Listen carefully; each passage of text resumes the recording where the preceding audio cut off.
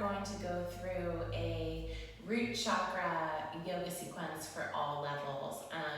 The root chakra is the place of survival. It's also our connection with the earth and with the earthly things, of finances and the home space and physical safety. And there's a lot of things that might be triggering this space in your body right now, this energetic space. And look, you can look for my other video, which guides you through a meditation to heal and release from the root chakra. But right now we are going to do some yoga, some physical movement to do some healing, some releasing, and some physical grounding. And if you hang on till the end, there's a little surprise for you that you might not be expecting. So let's go ahead and get started. You can join me in mountain pose, Samasthiti at the top of the mat. And of course, with any yoga sequence, if you know that there are things with your body that you need to modify, or if there's something that is painful, back out. We're going for sensation, not pain. But I just went through this sequence myself, and I feel a whole heck of a lot better than before I did it. So I hope you enjoy, and let me know if you have any questions. Come to the top of the mat. Bring your big toes to touch. Grounding down first through our feet, through our connection with the earth. Lift and spread the toes, set them down on the mat one at a time. And you want the outer edges of your feet to be approximately parallel with the sides of your mat. So there may be a little bit of distance between your heels depending on the shape of your feet. And then you want to drop a heavy tailbone. You don't need to tuck it.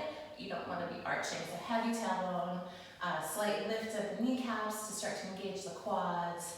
Lifting, slight lifting of the hip bones, your iliac crest. You can bring your shoulders up, back, and down. And feel yourself energetically and physically rooting through both the inner and the outer corners of your feet. Feeling yourself without making yourself tense. Feeling yourself just rooted and grounded, just here in this standing posture.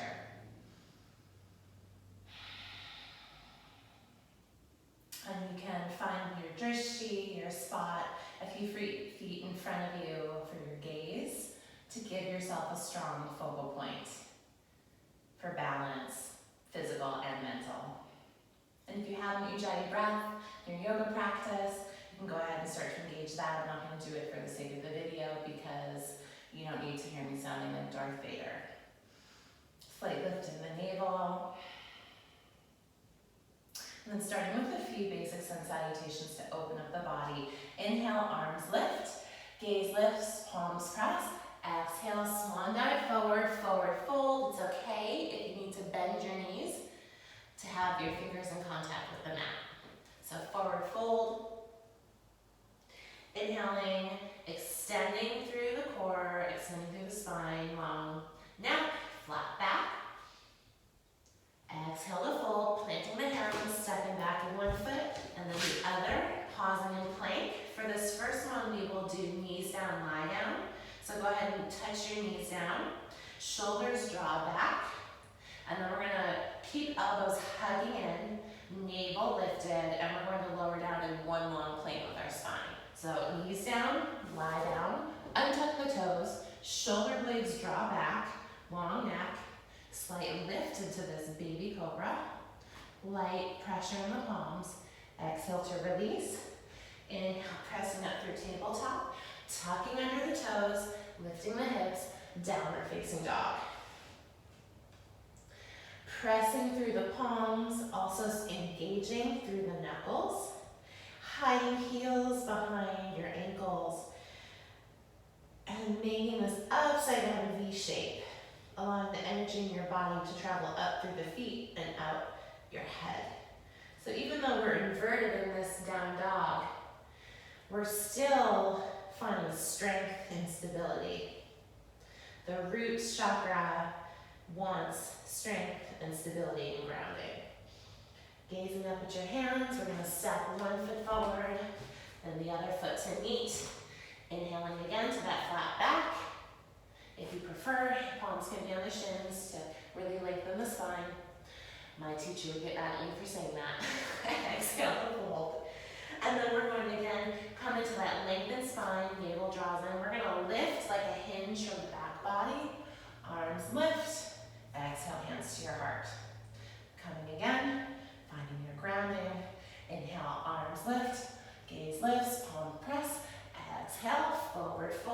moving a little quicker.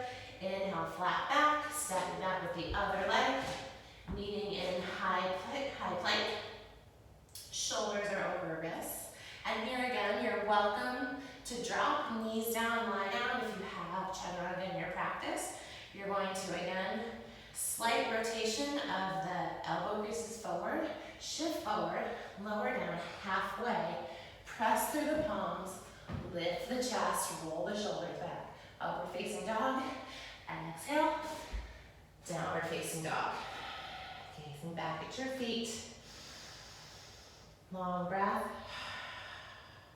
Shoulder blades drop down the back, almost like the shoulder blades are opening across and really pressing the mat away from you, making this a strong pose.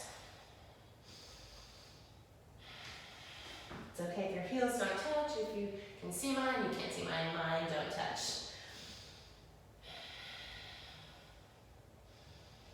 Exhale, gazing forward at the mat, stepping 1 foot forward. It's okay if you need to take a couple steps, stepping your other foot forward. Inhale to lengthen, exhale to fold. Inhale to rise, exhale, hands to your heart. We're going to change it up a little bit here.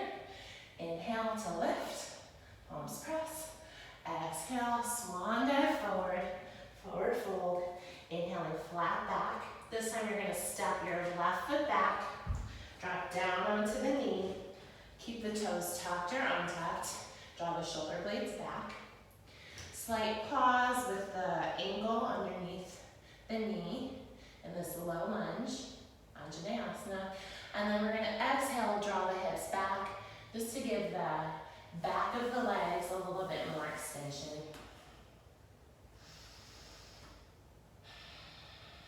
Shoulder blades draw back, so I'm not rounding to reach forward. And then inhaling, coming forward, planting the palms, lifting the back knee. And then you're going to step this foot outside to a wedge. And so you have some distance between your feet here, as though you're on railroad tracks. We're coming into warrior 1 feet. I'm sorry, you can't see my back foot, but your back foot, your left foot, is pointing at like 7 o'clock. Right foot is pointing straight ahead with some distance. And then I'm going to rise up. I'm going to take the arch out of my back, and then arms lift, gaze lifts, hands can stay wide or palms can press. And I'm really rooting down through the outer edge of my back foot. Hips draw forward as much as they can. They won't be perfectly pointing forward. And then my right knee is tracking towards my second toe, so it's not caving in. Strong rooting, grounding postures, warrior 1. Gaze up at your hands. Inhale to just come out of it just a little bit. Exhale in a little bit deeper. 1 more inhale here. And then you're going to exhale your hands down, bring your right foot, step it back.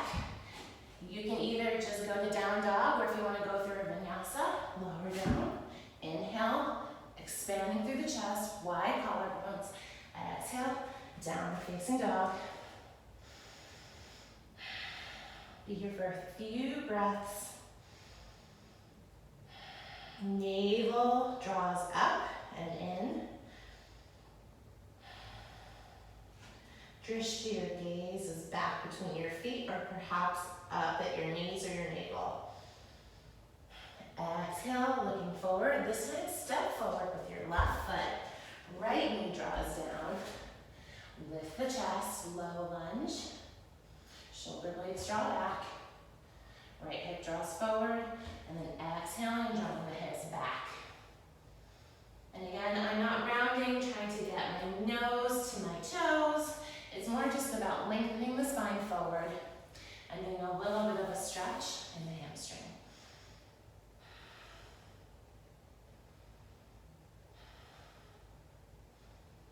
And then inhaling, coming forward, hands plant on either side of your left foot. You're going to lift your right knee and then drop your right foot down with that railroad track distance between your feet so that your right foot's pointing like at 3 o'clock. Find the grounding in your feet first. Outer edge of that right foot is really making connection with the mat. That engages some of the muscles on the outer side of your right thigh. Left knee over left ankle, and then rising up, warrior one. Navel draws in, shoulder blades draw down the back. Feel proud and strong in this posture, even if your legs are shaking.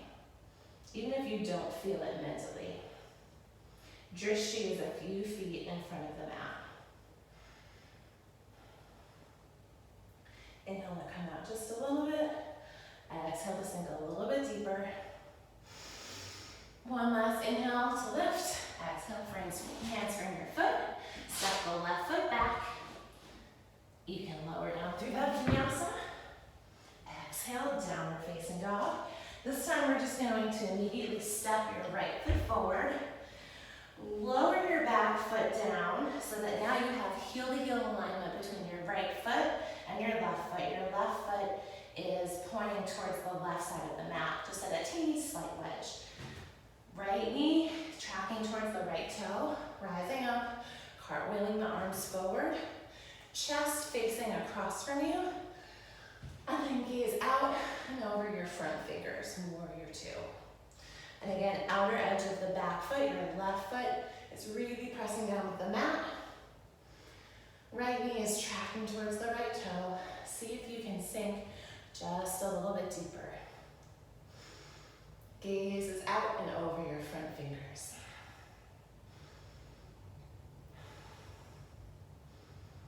These standing postures root us, they ground us, which is what the root chakra craves. And then just to give your back knee a break, you can go ahead, or your front leg a break, you can go ahead and straighten that thigh, draw your left hand down the back leg.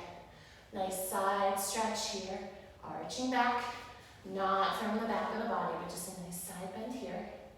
Coming back up, warrior two. And then you're gonna bend your right elbow, put it inside your right knee. Take your left arm, draw it up and over. Draw that shoulder blade back down. So rooting strongly through your feet so that if you took your right arm off, you would stay right where you are. And spiral your torso open. Extended side angle, and then there's standing, grounding, rooting posture. Back up to warrior two. Straighten the front leg. You can walk the back foot in just a little bit, preparing for triangle pose. Draw your right hip back, strong feet. Feel your feet, you can even press them away from each other. And then with a long torso, start to lean your spine forward till you can't lean anymore. Draw your hand down to your shin, your ankle, or perhaps the mat. Left arm draws up, gaze up at the left fingers. Feeling expansive, but still feeling rooted.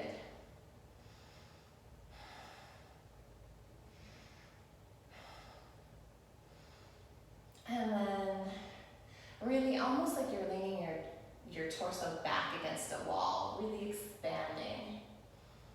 Gazing down at your foot, rising up. One more pit stop in warrior two. Windmill your hands down. You're gonna step your right foot back. Pause and plank. If you'd like to go through vinyasa here, you may. I'm gonna cue us to just go into downward facing dog. But feel free to take that vinyasa if you want to fire it up a little bit more.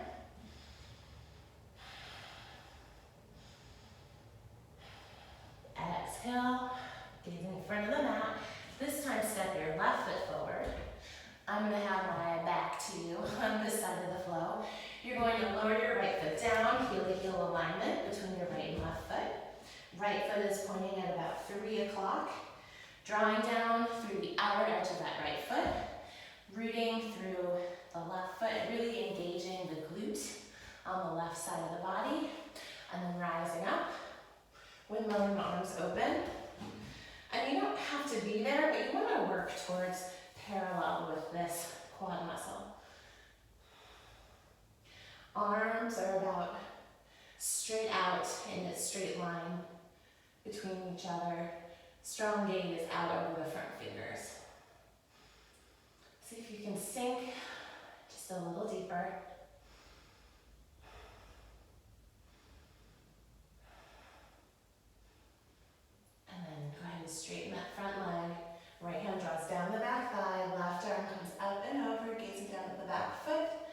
nice side full body stretch, feeling expansive. Coming back to warrior two, shifting your torso forward, bending your left elbow, putting it inside your left knee. Right arm draws up and over, and you can see from the back here, this is out of socket. I'm gonna take these muscles back here, my serratus and my lower traps, drop back into socket, and then twist open at the torso. But my root, I'm not twisting open at my hips, I'm twisting open from my rib cage.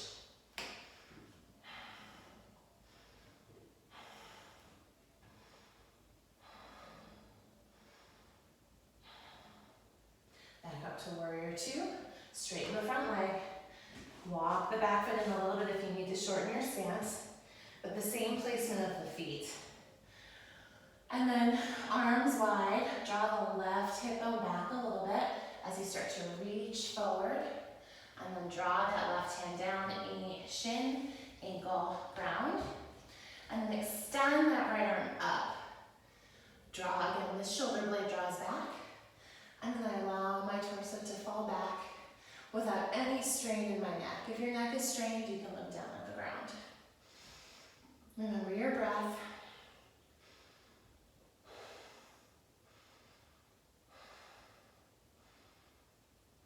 Back up to warrior two. Windmill the hands down. Step back. Go ahead and lower through if you want, or go right to downward facing dog. And we are going to walk, step, or hop our way through to seat for some seated grounding poses. The first one is Dandasana. And it can look like, and it can be like you're just sitting and doing nothing. But it can be an active, full body engaged pose. So you want to sit up nice and tall, draw your navel in, slight tuck of the chin, and then you're going to press down into the ground with your hands and with your legs while you're pressing into the ground, and it's like you're lifting your heels off. They might not move, but it's full body engagement, real lift of the navel and of the pelvic floor. Shoulders draw back. Grounding, literally grounding our root to the floor right now. One more. Exhale. Inhale to lift, and then seated forward fold. Hands can go to, so big toes are touching, hands can go to shins, if that's where it is. And we're going for that hinge of the torso, not a reach with the shoulder blades. So hands on shins, ankles, or if you have the mobility, there's a spot in between the big toe and the second toe. That is an acupressure point. And actually my acupuncturist frequently needles this for lots of things. And it's often quite tender on me, which means I need it. And so what you can do is in this forward fold, you can grab your foot and gently press that place if you have the mobility. If you do have the mobility, shoulder blades are going to wing, elbows are going to wing out to the side. Inhale to lengthen, and then exhale to fold into whatever degree works for your body. Paschimottanasana.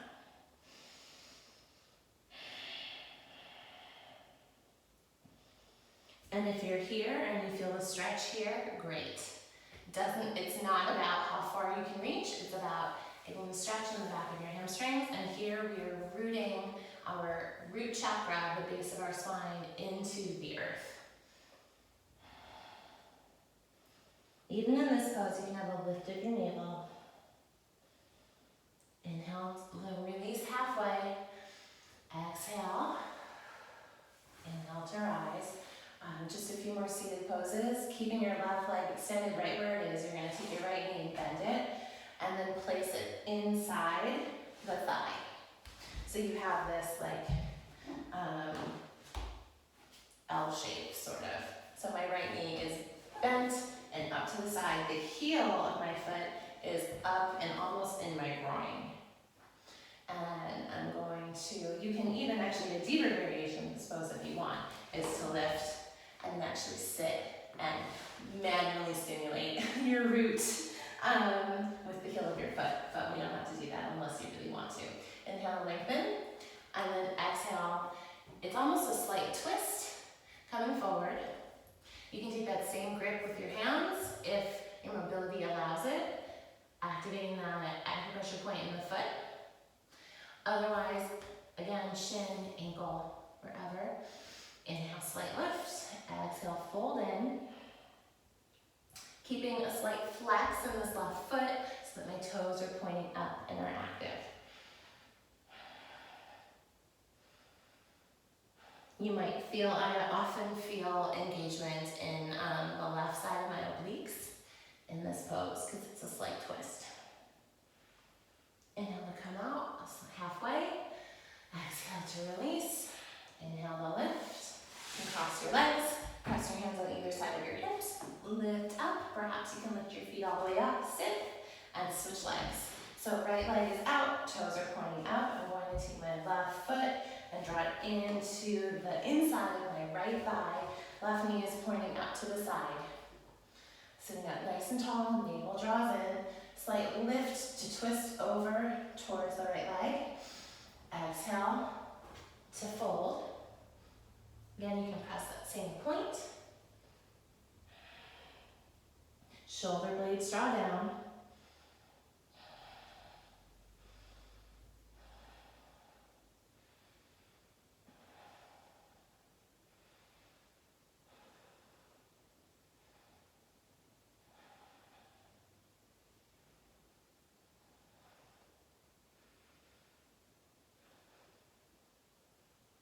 Inhale to release halfway. Exhale. Inhale to rise all the way. And then for the little surprise, this is not yogic, but one thing that I do know about the root chakra is that aside from the grounding poses that we just did, you can actually stimulate it, do some healing, do some release through shaking it and dance. And if you notice that the dance of a lot of indigenous cultures has a lot of shaking of the pelvic region. So I'm going to invite you, if you're comfortable, we're going to end before we do our rest pose with a little bit of pelvic shaking and dance. And if you want to just get up and dance, if you want to put on your own music and dance, that's often what I do, but I'm going to show you how to do it from the ground, which might be a more comfortable way for you to get started. And don't worry about what it looks like. Just have fun with it and move, and it's okay if it feels unnatural. The more you do it, the more natural it feels. And I'm doing it for you all here on video, so if I can do it on video, you guys can do it at home. And trust me, it feels amazing. So I'm going to put on some music for this. And we can start off on just sitting. Might be a little loud. And just experiment with how it feels to just rock your pelvis. How does that feel? Forward and back. You can do circles.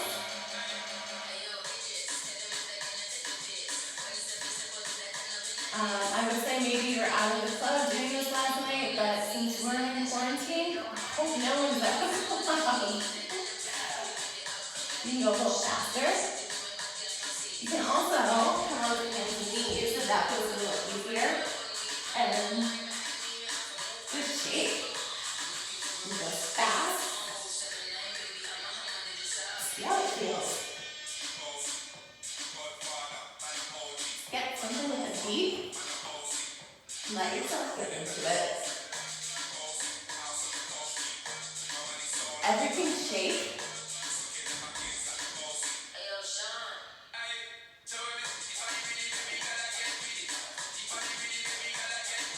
Maybe you can inspire to get up. You can shake standing. Slow. Fast. Channeling your inner Beyonce.